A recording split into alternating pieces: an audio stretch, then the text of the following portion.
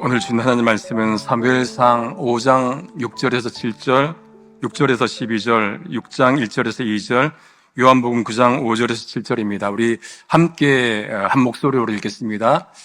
여호와의 손이 아스돗 사람에게 엄중히 닿아사 독종의 재앙으로 아스돗과 그 지경을 쳐서 망하게 하니 아스돗 사람들이 이를 보고 가로되 이스라엘 신의 괴혈을 우리와 함께 있게 못할지라 그 손이 우리와 우리 신 다곤을 친다 하고 이에 보내어 블레셋 사람의 모든 방백을 모으고 가로되 우리가 이스라엘 신의 괴혈을 어찌할꼬 그들이 대답하되 이스라엘 신의 괴혈을 가도로 옮겨가라 하므로 이스라엘 신의 괴혈을 옮겨갔더니 그것을 옮겨간 후에 여호와의 손이 심히 큰 환난을 그 성에 더하사 성읍 사람의 작은 자와 큰 자를 다 합쳐서 독종이 나게 하신지라. 이에 그들이 하나님의 괴를 에그론으로 보내니라. 하나님의 괴가 에그론에 이른즉 에그론 사람이 부르짖어 가로되 그들이 이스라엘 신의 괴를 우리에게로 가져다가 우리와 우리 백성을 죽이려 한다 하고 이에 보내어 블레셋 모든 방백을 모으고 가로되 이스라엘 신의 괴를 보내어 본처로 돌아가게 하고 우리와 우리 백성 죽임을 면케하자 하니 이는 온 성이 사망의 환난을 당함이라. 거기서 하나님의 손이 엄중하심으로 죽지 아니한 사람들은 독종으로 치심을 받아 성읍의 부르짖음이 하늘에 사무셨더라. 여호와의 괴가 블레셋 사람의 지방에 있은지 7달이라. 블레셋 사람이 제사장들과 복수자들을 불러서 이르되 우리가 여호와의 괴를 어떻게 할꼬 그것을 어떻게 본처로 보낼 것을 우리에게 가르치라. 내가 세상에 있는 동안에는 세상의 빛으로 오라. 이 말씀을 하시고 땅에 침을 뱉아 진흙을 이겨 그의 눈에 바르시고 이르시되 실로암 붓에 가서 씻으라 하시니 실로암은 번역하면 보냄을 받았다는 뜻이라. 이에 가서 씻고 밝은 눈으로 왔더라. 아멘. 잠깐 기도하겠습니다. 이 시간 하나님의 은혜로 성령님의 감동으로 하나님의 말씀이 힘이 되며 은혜가 되며 진리가 되며 우리 삶의 빛이 되도록 함께하여 주시옵소서. 예수님의 이름으로 기도합니다. 아멘. 벌써 3주가 됐네요. 다시 한번 이번에 참 말씀 전할 수 있는 기회 주셔서 감사드립니다. 수요일이 이제 마지막인데요.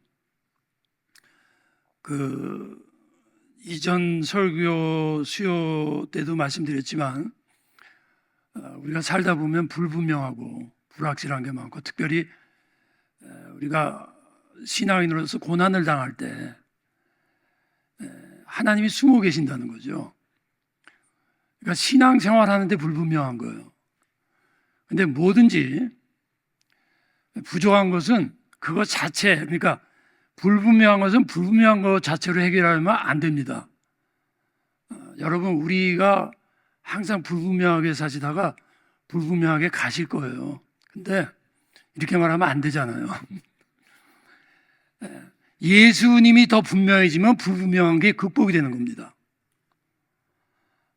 그래서 예수님은 어떻게 투명하게 할 수 있느냐. 지난 수요일에는 세상의 투명함을 추구했는데 그것의 한계를 말씀했는데 이번 주는 그거에 이어진 수요 강의보다도 사실 이제까지 제가 쭉 5번 오늘까지 말씀하셔서 어떻게 보면 엑기스라고 볼 수 있어요. 사마리아 여인의 층위적 단계가 있어요. 3단계를 통해서 예수님을 투명하게 분명하게 만나는 단계가 있어요. 그래서 여러분들께서 많이 오시라고요. 많이 오셔가지고 말씀에 아주 핵심되는 것을 여러분의 예수 그리스도에 대한 투명성 있는 믿음 있는 걸 한번 도전하고 또 그렇게 은혜 받으시기 바랍니다. 이 물고기는 한순간도 물을 떠나서 살지 못하죠. 물고기의 삶과 존재의 근거가 물이죠. 거기서 먹이를 먹고 헤엄치고 활동하고 호흡하고. 근데 중요한 것은 물고기가 그 사실을 아는가라는 거예요. 본능적으로 느낄 거예요. 본능적으로. 그러나 그 사실을 의식하지는 못할 거예요. 즉 물고기는 물의 속성과 기능이 자신과의 어떤 관계가 있다는 것을 알까요, 모를까요? 예? 모르지. 여러분도 모르시는 것 같은데, 자. 본능적으로 느끼는 것과 의식하는 것은 다른 겁니다. 근데 만약에 우리가 본능적으로 살고 본능적으로 느끼는 대로 산다면 조금 죄송한 표현이지만 그걸 뭐라고 합니까? 동물 그런 겁니다. 성경도 그렇게 말하죠. 예. 우리 믿는 자들 역시 하나님의 은혜 속에 살아갑니다. 창세기 보면 복 주시고 가라사대. 이 무슨 말이냐면 인간은요 피조물이고 한계적 존재이기 때문에 우리의 노력만으로 안 된다는 거예요. 하나님의 축복이 있어야 된다는 거예요.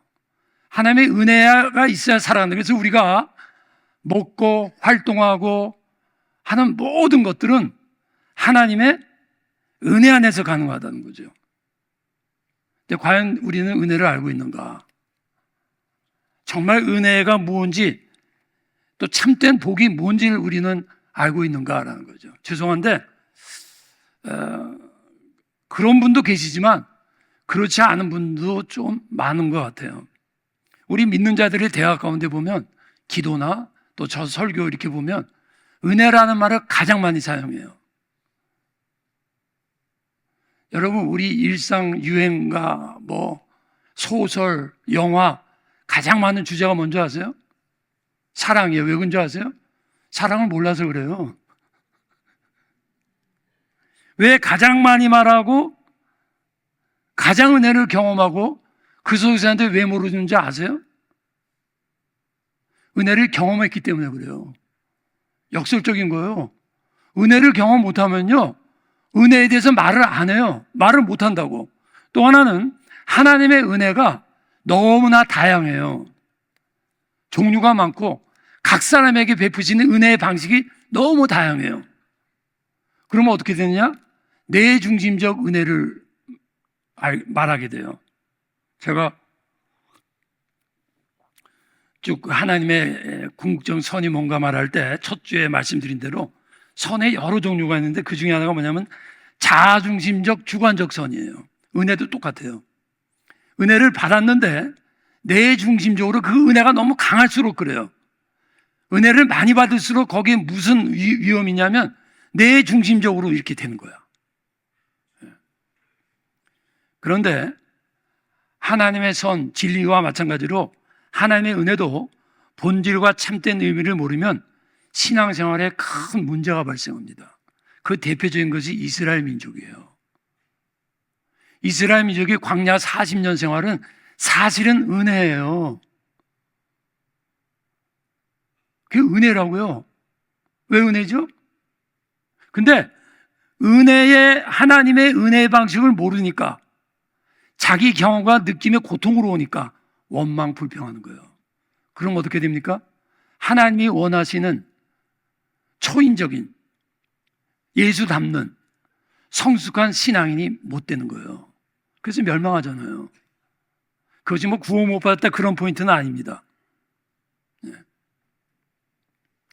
그래서 하나님의 은혜와 본질을 모르면 우리들이 생각하고 바라는 대로 오해하고 또 그것을 가르칠 수도 있고 또 그걸 붙들고 기도하거든요. 그래서 우리 한번 따라 하실까요? 은혜 받는 것과 은혜를 아는 것은 다르다. 우리는 은혜 받는 것에 굉장히 간구하죠.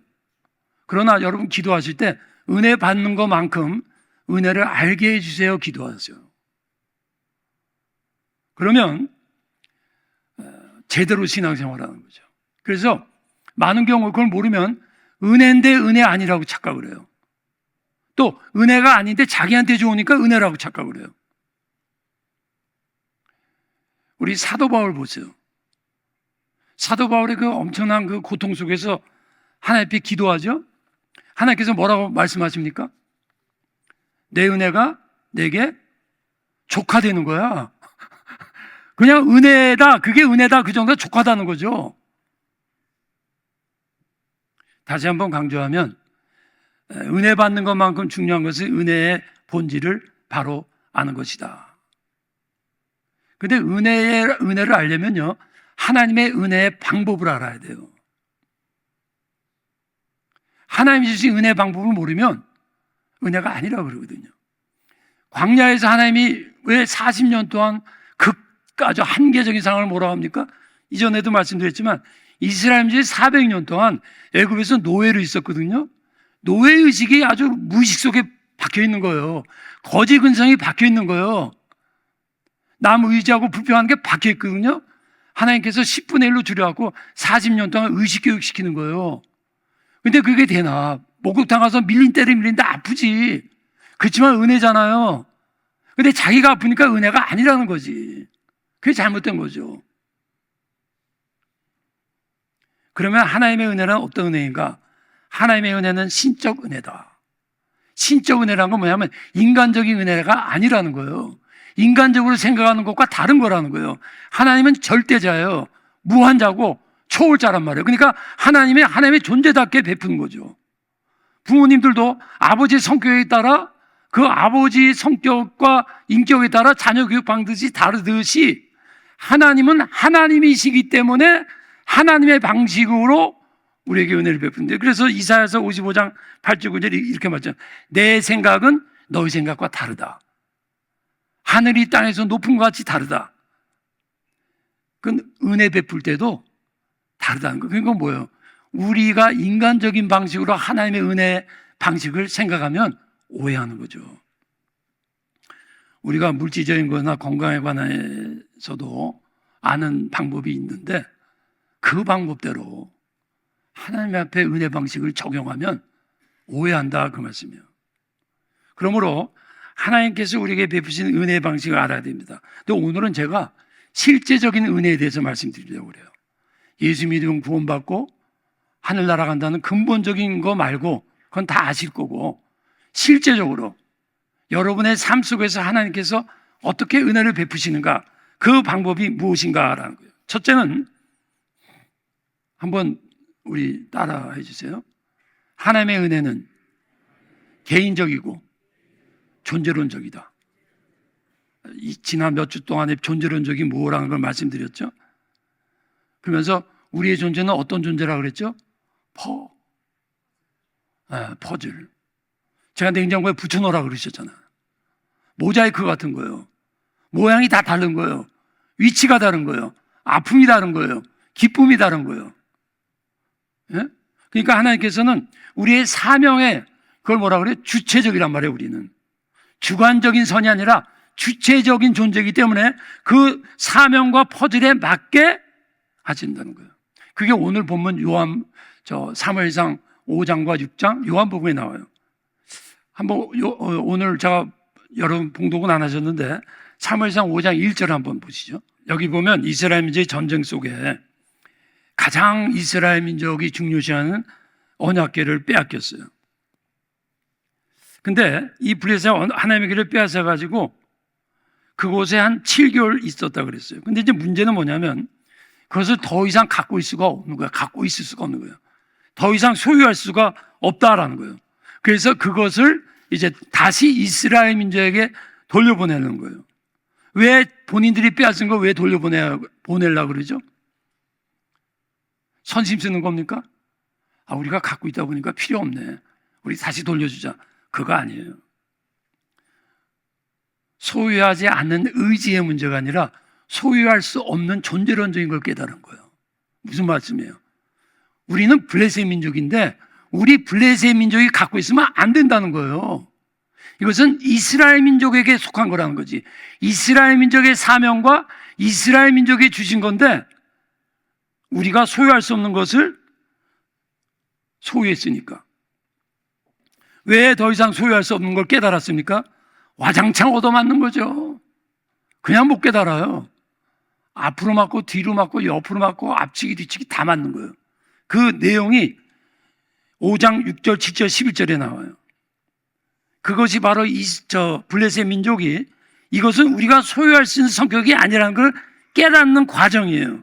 엄청난 재앙을 보냈어요. 11절에 보면 여호와의 손이 아스도를 쳐서 망하게 한다. 온 성이 사망의 환난을 당함이라. 그러니까 이게 도저히 안 되는구나. 그러니까 우리가 소유할 수 있는 게 아니구나 하는 것을 깊이 깨닫는 거죠. 지금 이 말씀은 블레셋 민족에게 하는 말씀이 아니겠죠. 우리도 좋다고 생각하는데 해가 된다는 거예요. 소유한, 여러분 이게 단지 지금 돈, 물질만 말하는 게 아닙니다. 모든 것이 그랬습니다. 명예, 권력. 저 사람은 권력의 자리에 올라가면 안 되면 자기도 망하고 온 국민을 망하게 하거든요.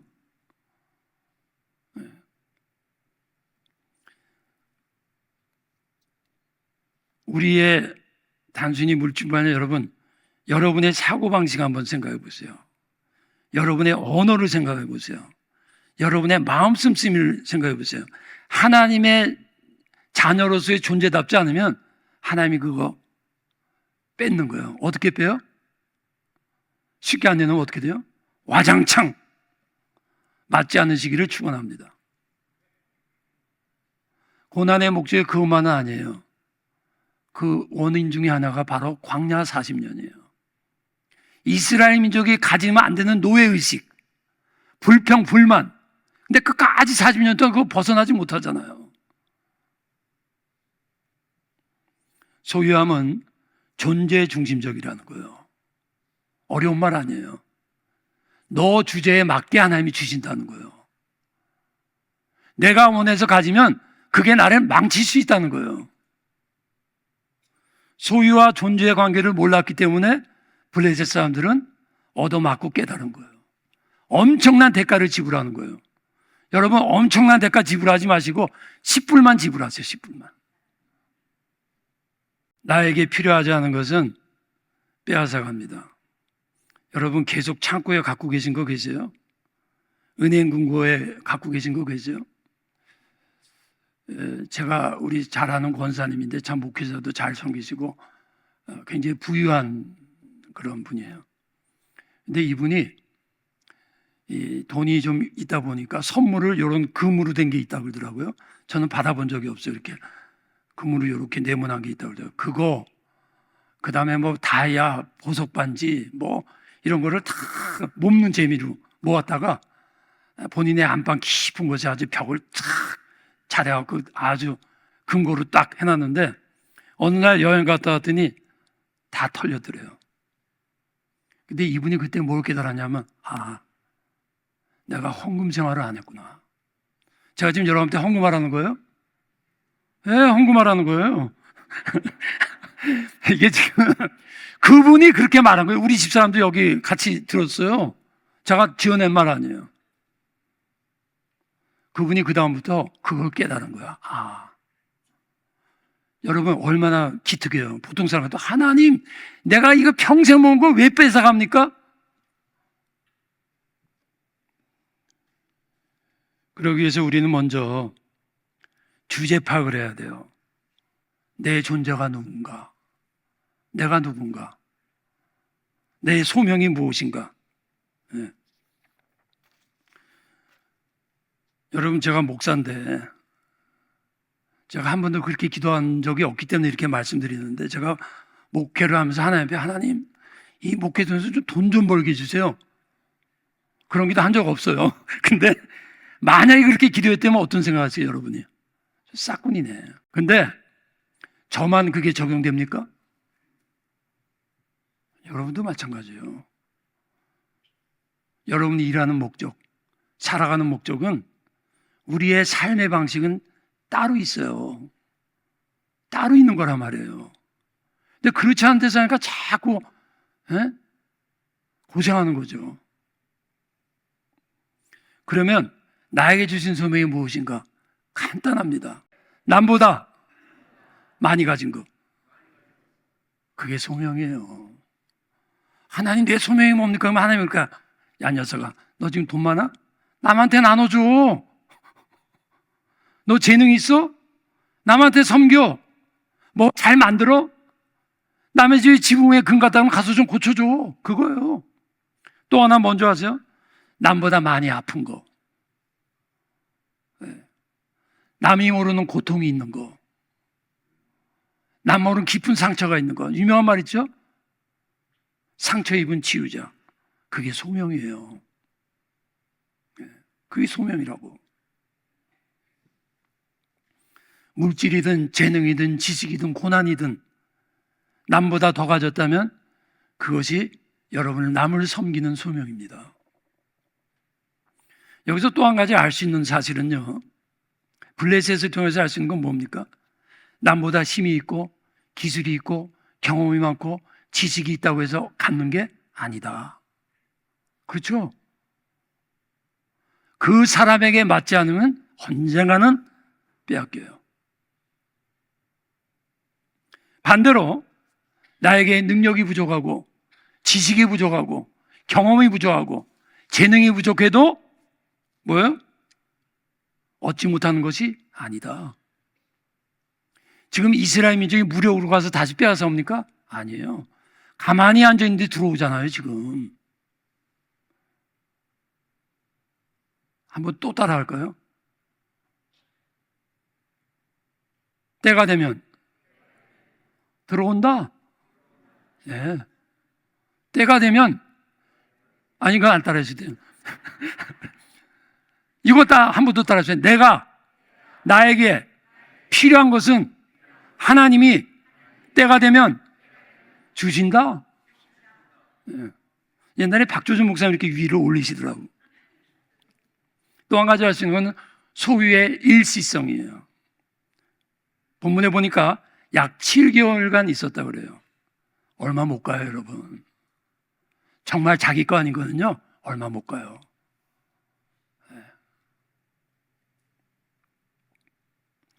개인이나 기업이나 국가나 사상이나 문화나 무엇이든지 하나님의 뜻에 맞지 않으면요. 여러분 세계 기업 중에 세계 유명한 기업이 3대까지 가는 게 드물대요.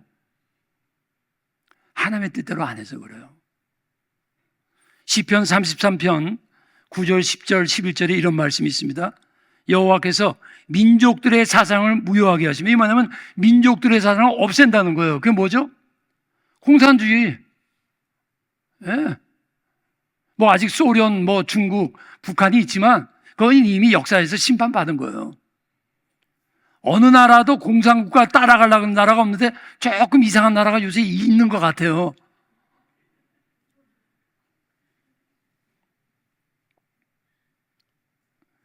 그의 생각은 대대 이르르로다. 그의 생각이 뭡니까? 하나님의 생각. 하나님의 생각이 뭡니까? 하나님의 말씀. 이 말씀은 뭡니까? 하나님의 말씀대로 소유하고 하나님의 말씀을 지키면 대대로 걸린다.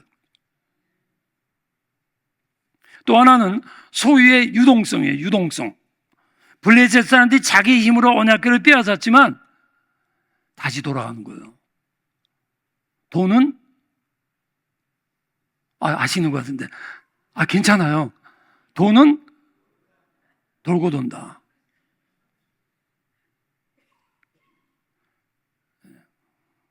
돈이 많은데 이게 돌고 돌아야 된다. 안 돌면 그 사람이 돈다.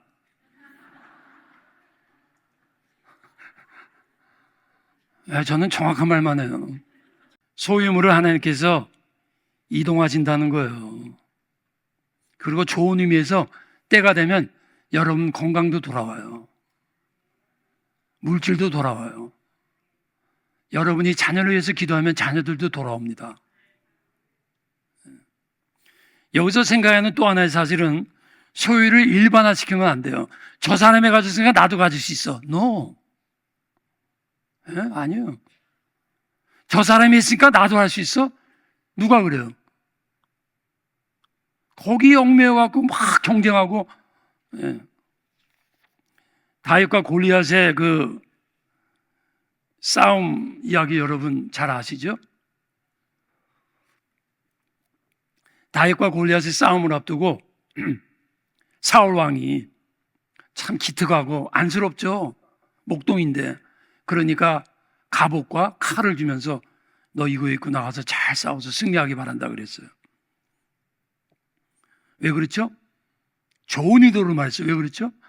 갑옷과 칼이라는 것은 일반적 군인한테는 가장 일반적이고 상식적인 거예요. 가장 필요한 거예요. 절대적으로 필요한 거예요. 근데 다윗이 어떡하죠? 입어보고 안 입잖아요. 그걸 일반화를 거부한다는 거예요. 왜 거부해죠? 자기한테 안 맞아. 다윗이 입어보지 않고 이런 거예요. 조금 아까 말씀대로 다른 군인한테는 필요하지만 나에게는 나를 죽이는 게 되겠다. 나에게는 안 맞아. 나는 목동이고 내 방식, 나만의 스타일, 내 방식으로 해야 이긴다는 걸 아는 거죠. 사울은 좋은 의미에서 일반적인 관점에서 다윗을 본 거야. 근데 만약에 그때 다윗이 그거 입고 나가서 싸우면 어떻게 됐을까요? 그럼 제가 설교 시간에 다윗도 말 안 해요. 다윗의 존재가 없어지죠. 존재가. 그렇죠? 그러니까 다윗이 다윗 때문에 칼 거부한 데서 왔다니까? 그렇죠. 일반적인 세상 사람들이 쫓아가고 누구나 다 그렇게 해야 돼. 그게 아니라는 거죠. To have가 아니라 to be. 무엇을 소유의 문제가 아니라 내가 누구냐? being의 문제예요. being.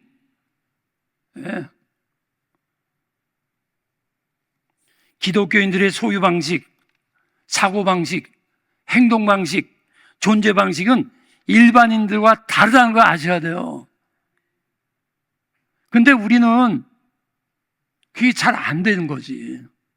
그러니까 하나의 광야를 보내는 거야. 너네 사람이 떡으로만 사는 거 아니야. 그건 일반적인 방식이라는 거죠. 떡으로만 살 것이 아니고 하나님의 입에서 나오는 말씀으로 살. 말씀 안에서의 그게 있어야 된다는 거예요. 하나님께서 아브라함에게 이삭을 번제로 드리라고 그랬죠. 그건 뭐예요? 일반적인 방식이 아니에요. 요새 말로 그걸 뭐라고 그래요? 매.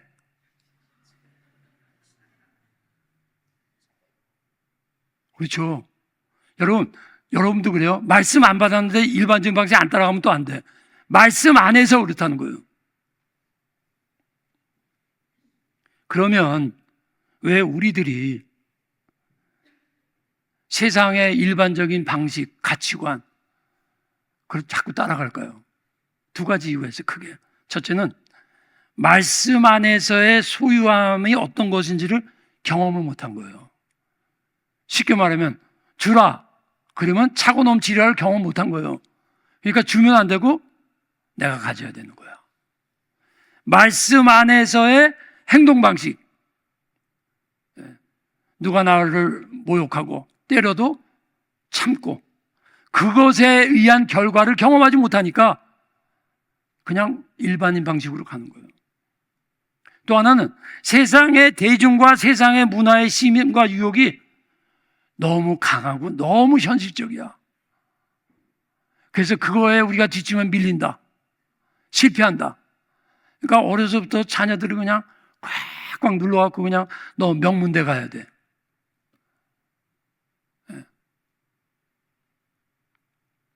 이건 사실이니까 저는 뭐 그분을 존경하고 오늘날까지 한국을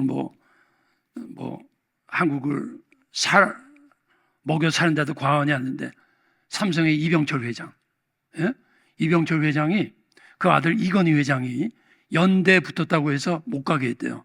너는 서울대 가야 된다. 무조건. 그래서 못 가게 하고 와세다 대학을 보냈대요. 이건 싫어하고 내가 비난하는 것도 아니고 그분 또 다른 목적으로 그렇게 했겠죠. 1등 되라는 거예요. 1등. 지난주 말씀드린 대로 핀란드의 한 마켓에 이 말이 저는 참 좋습니다. 나는 옆집 마켓과 경쟁하지 않습니다. 우리는 정직과 경쟁합니다.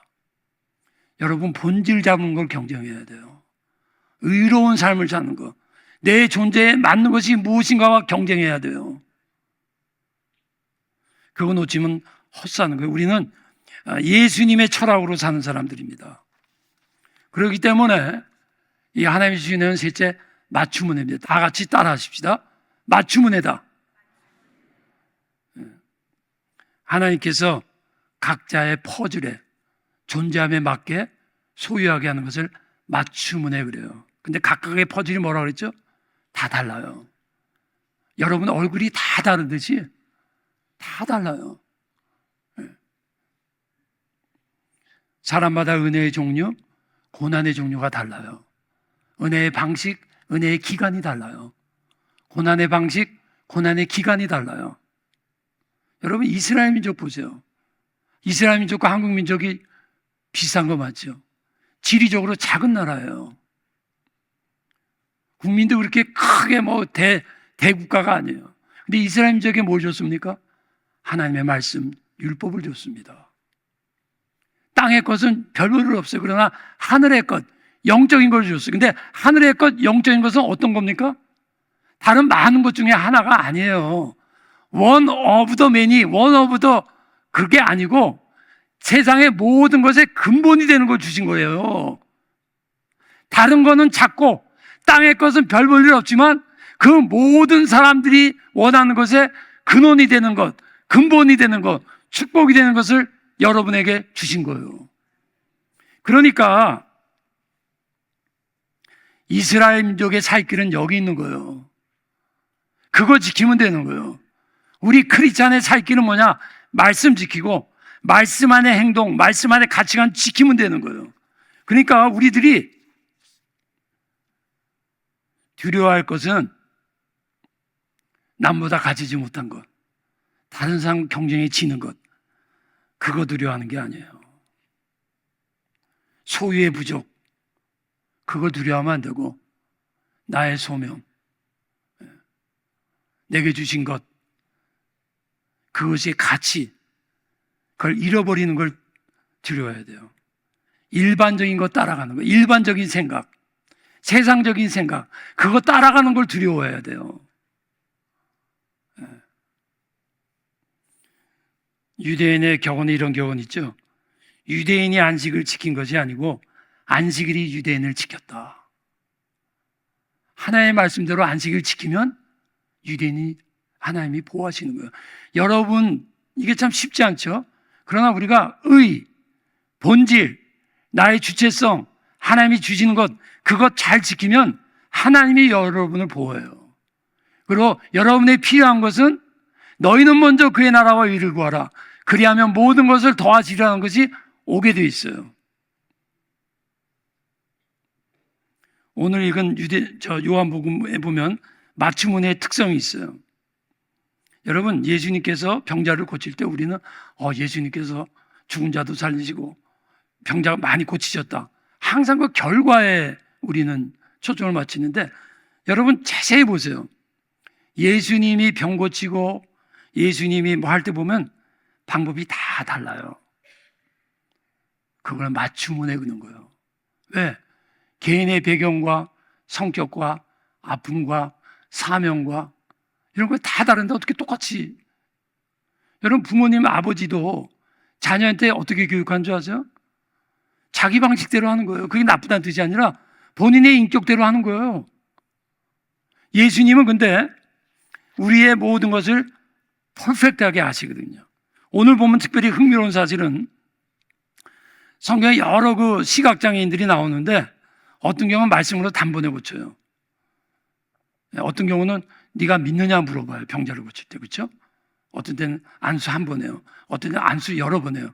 근데 오늘 보면은 제일 예수님이 피곤하게 만들어요. 그 병자 시각장애를. 왜 침을 왜 뱉어요? 침은. 물론 예수님의 침이니까 좀 다르겠지만 침을 뱉어갖고 또 그거를 진흙에 우기네 그 병균이만 그 다음에 그 눈에다가 갖다 턱 발라요. 그걸 또. 그 다음에 그것도 아니야. 그 다음에 그러고 실로암까지 가라 그러네. 누구 좀 갖고 노는 거예요? 갖고 노는 거예요. 예수님께서. 갖고 노는 게 아니죠. 왜 그렇게 하셨겠습니까?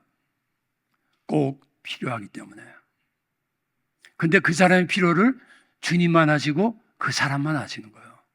그 사람이 실로암까지 갈면서 깨닫는 거예요. 그러니까 우리에게 어떤 고난이 있을 때 고난 비교하지 마세요, 여러분. 나는 왜 남보다 이런 고생을 더 해야 돼? 그런 질문하지 마시고 고난 속에서 하나님이 여러분에게 주시고자 하는 메시지가 있는 거예요. 여러분만이 필요한 메시지가 있는 거라고.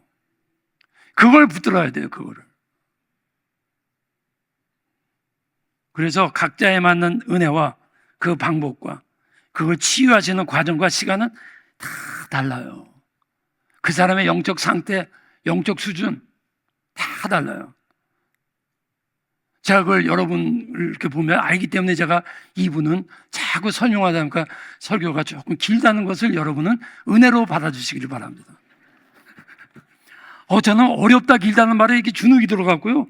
계속 시계만 보는 거야. 벌써 12시 15분인데 자, 보세요. 근데 어느 권사님께서 저한테 와서 목사님 2부 때는 조금 더 길게 하셔도 돼요. 그래서 제가 지금 마음 놓고 자, 여러분의 고난이 어떤 경우는 단번에 물러가요. 한 번 안수해. 예? 어떤 경우는 1년 가요. 어떤 경우는 10년 가요. 어떤 경우는 20년. 어떤 경우는 너 그냥 안고 가. 그게 사도 바울이에요. 예. 그러니까 비교하지 마세요, 여러분. 이 말씀은 뭐냐면 하나님께서 여러분의 은혜를 베푸지만 은혜 베푸시는 방법까지도 은혜적인 거예요. 그걸 모르니까 불평하는 거지. 은혜 베푸시는 방법까지도 은혜라니까. 마지막은 그러면 성경에 나타나는 모든 은혜 받는 자들에게 공통점이 있어요. 그건 뭐냐면 고난이에요, 고난. 그럼 이런 질문을 할 수 있어요. 하나님께서 소경을 안 되게 할 수도 있잖아요. 질병 주시고 고치는 것보다 계속 건강하게 할 수 있잖아요. 여러분 전자를 원하세요? 후자를 원하세요? 아니, 전자 잘 들으세요. 전자는 뭐냐면 병 들고 고난 있은 다음에 하나님이 회복해 주는 게 전자예요. 후자는 병도 안 들고 건강한 거예요. 처음부터 어떤 거 원하세요? 후자? 나도 후자. 나도 인간인데 그럼 괜히 고생 살 필요 없잖아요. 그런데 안 그렇더라고요. 왜 그러면 하나님께서 처음부터 어려움 안 주시는데 어려움을 주시는가? 그래야 주님만의 은혜를 분명히 알아요. 그렇지 않으면 우연이라 그래. 주님이 기껏 고쳐줬더니 운이 좋았어. 의사를 잘 만났어. 둘째, 고난을 통해서 자신의 한계와 죄인됨을 몸으로 뼈저리게 몸으로 체험하는 거예요. 이런 걸 뭐라고 하냐면 실존적 그런 거예요. 제가 자꾸 어려운 단어를 사용한다고 하는데 그것 때문에 또 주눅이 들었는데 여러분 이럴 때 한번 배우세요. 실존적이란 말이 조금 생소하죠? 실제적이란 말인데 그보다 훨씬 깊이가 있고 포괄적인 단어예요. 뭐냐면 실존적은 뭐냐면 기독교인의 실존은 뭐냐면 하나님의 말씀과 은혜 안에서 그걸 실천을 해갖고 거기서 깨닫는 거야. 몸으로 하는 거야. 그 다음에 그것이 나의 가치관이 되고 나의 행동이 되고 나의 소유 방식이 되고 나의 언어가 바뀌는 걸 이걸 신앙의 실존 그런 거예요. 아셨죠? 네. 수요일 날 이 말할 때 어렵다고 그러지 마세요. 자, 그래서 그러면 또 하나 이유는 존재 변화를 통해서 존재 변화를 이루기 위해서 고난 주신 거예요. 그러면 어떤 존재 변화입니까? 다 같이 따라합시다. 은혜의 사람이 되게 하기 위해. 이게 궁극적 목적이에요. 나 혼자 선하면 뭐해? 나 혼자 좋게 변화되면 뭐해? 은혜를 베풀어야죠. 은혜의 사람이 돼야죠. 요셉이 어떤 사람입니까? 그 보디발의 집에 가서 아주 충성되고 했는데 그 보디발의 아내의 유혹을 이겼어. 얼마나 잘한 거야. 그랬는데 감옥 갔어. 감옥에서 오랜 기간 왜 그랬죠? 목적이 뭐죠? 은혜의 사람을 만드는 고난의 과정이었던 거예요. 요셉 때문에 그 당시 애국과 모든 국가의 기근에서 구원해내잖아요. 여러분 잘 아세요? 락커펠러 아시죠? 세계적인 부호. 락커펠러가 50대 병이 들었는데 하루 먹는 것이 빵 몇 조각하고 주스 한 잔밖에 없었어요. 그러다 이 사람이 이게 진짜 하나님의 은혜예요. 엄청난 부보다 무슨 은혜냐면 어느 날 병주에서 깨달은 거예요. 내가 이대로 죽으면 뭐하냐, 내 많은 이렇게 많은 재산 뭐하냐. 그래서 그때부터 재단 세우고 고아원 돕고 도서관 세우고 수많은 기브가 뭔지 알아요? 기부예요. 기부 컨트리뷰션. 근데 놀랍게 그때부터 병이 나온 거예요. 은혜 받은 것을 나눌 수 있는다는 게까지 가는 게 은혜의 사람이다라는 거죠. 진짜 마지막. 다음에 진짜 마지막 안 그럴게요. 그럼 어떤 분이 마지막 3번 하면 죽이고 싶다 그러더라고요. 근데 저는 은혜 베풀면서 그렇게까지는 안 갑니다. 이게 뭐냐면 다 같이 따라 합시다. 은혜의 가면. 우리의 고난을 통해서 아직 발견하지 못한 또 다른 문제를 깨닫게 해요. 저 아는 장로님이 한 분 계셨어요. 참 우리 아주 열정적이고 참 돕는 좋은 분인데 이분의 아들들이 다 잘 살아요. 너무 잘 살아. 그러니까 교회를 잘 안 나와요. 근데 그 아들 한 명이 큰 집에 살면서 앞에 고목나무가 있는데 너무 불편하니까 그 이제 시의 허락을 받았고 자르게 됐어요. 자르다가 나무가 무너질 때 잘못 피하고 갈비뼈가 부러졌어요. 갖고 병원에 가서 엑스레이 찍었는데 갈비뼈 부러진 걸 보면서 위암을 발견했어요. 이게 은혜의 가면이에요, 여러분. 나는 이 문제 때문에 왔는데 그거에만 매달렸는데 하나님은 그것 때문에 더 깊은 것, 네가 몰랐던 죄. 그 다음에 어떤 사람은 훌리어 이글리스라는 유명한 가수 있어요. 그 사람이 유명한 축구선수 골키퍼였어요. 근데 자동차 사고 나고 병원에 입원했어요. 근데 흥흥대니까 어느 날 간호인이 기타를 주면서 너 노래 불러봐. 그래갖고 세계적인 가수가 훌리어, 어떻게 그분을 아세요? 오, 굉장히 멋쟁이시네. 그분도 아세요? 참 많이 하시네. 자, 그게 뭐냐면 그 사람이 자동차 사고가 안 났더라면 그냥 그렇게 유명한 사람 아니니까 그냥 평범한 골키퍼.